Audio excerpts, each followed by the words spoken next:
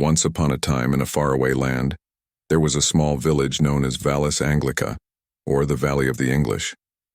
This village was nestled in a lush, verdant valley, surrounded by towering mountains that protected it from the harsh world outside. The village was prosperous and self-sufficient, with its residents living in harmony with the natural world and each other. The village was governed by a wise and just ruler named Lady Eleanor, who had a heart of gold and was loved by all. Under her leadership, the village had grown and flourished, and the people had become skilled in various crafts and trades. They were known for their expertise in weaving, pottery, blacksmithing, and more, and their goods were traded across the land, bringing wealth and prosperity to Vallis Anglica. One fateful day, word reached the village that a great festival would be held in the capital city, celebrating the feats and accomplishments of the realm. Lady Eleanor declared that the people of Vallis Anglica should participate in this grand event, showcasing their skills and talents. The village was abuzz with excitement, and everyone began preparing for the journey to the capital city. As the time for the festival approached, the people of Vallis Anglica gathered their finest wares to take with them. The weavers created intricate tapestries, the potters crafted delicate vases and bowls, and the blacksmiths forged exquisite jewelry and weapons. Even the humble farmers and shepherds brought their finest produce and wool to trade. Among the villagers was a young man named Thomas, who was known for his skill in playing the lute. He had been practicing diligently for the festival, eager to impress the royal court and perhaps even earn a position as a musician in the palace. Thomas was confident in his abilities, but he also had a reputation for being proud and a bit arrogant. As the villagers set off on the journey to the capital city, they traveled along a winding river that led them through the heart of the kingdom. The journey was long and arduous, and the travelers often stopped to rest and trade with other villages they encountered along the way. It was during one of these stops that Thomas's pride got the better of him. As the villagers set up their camp, a group of beggars approached, asking for food and shelter in exchange for their stories and songs.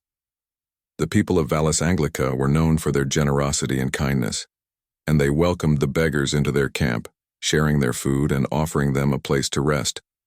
However, when Thomas saw the beggars approaching, he scoffed and turned his back on them. He believed that his skill as a musician was far superior to anything the beggars could offer, and he didn't want to waste his time listening to their tales or songs. He retreated to a quiet spot near the campfire, refusing to join the rest of the villagers in welcoming the newcomers. Lady Eleanor, who had witnessed Thomas's behavior, approached him and gently chided him for his arrogance. "Thomas, remember that we are all equals here, and we must treat others with kindness and respect regardless of their station in life," she said. "Besides, we could all learn something from the experiences of others." Thomas, ashamed of his behavior, reluctantly agreed to join the villagers and the beggars around the campfire. As the night wore on, the beggars regaled the audience with tales of adventure, loss, and love, their voices filling the air with melody and emotion. Thomas, despite himself, was captivated by their stories and the beauty of their songs. When it was his turn to perform, Thomas played his lute with such passion and skill that the audience was spellbound. He played songs of love and loss, of battles won and lost, and of the beauty of the natural world. As he played, he felt a change within himself, a humbling of his pride, and a newfound appreciation for the stories and experiences of others. The following day, the villagers continued on their journey to the capital city, and Thomas was a changed man. He approached the other villagers with humility and respect, offering to help with their chores and share his knowledge of music with those who were interested. Upon arriving at the capital city, the people of Vallis Anglica set up their booths and displayed their goods, eager to showcase their skills and talents to the royal court and the other visitors at the festival.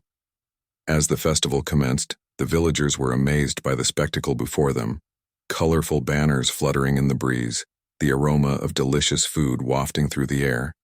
Thomas was delighted to see that the beggars had also made their way to the festival, sharing their stories and songs with the crowds that gathered around them.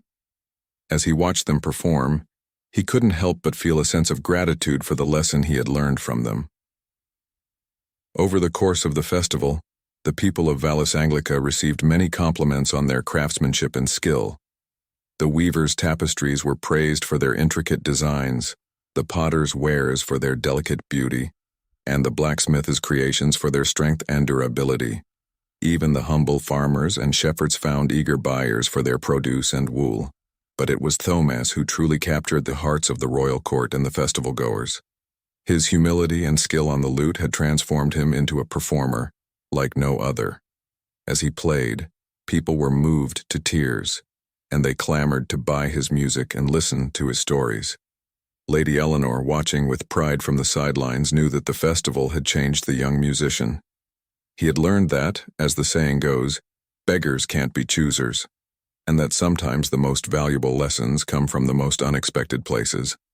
As the festival came to a close, the villagers of Vallis Anglica returned to their village with their hearts full of joy and their pockets full of coin. They knew that the journey had been a success and that they had made a lasting impression on the kingdom. Thomas, too, had learned a valuable lesson. He had discovered the power of humility and the beauty in the stories and experiences of others, regardless of their station in life. He continued to play his lute, sharing his music with the people of Vallis Anglica and beyond, always grateful for the opportunity to perform and to learn from those around him. And so, the village of Vallis Anglica continued to thrive, its people forever changed by the lessons they had learned on their journey to the festival. The villagers became more compassionate and understanding, always ready to lend a helping hand to those in need. They realized that even though they were skilled in their respective trades, there was always something new to learn from others.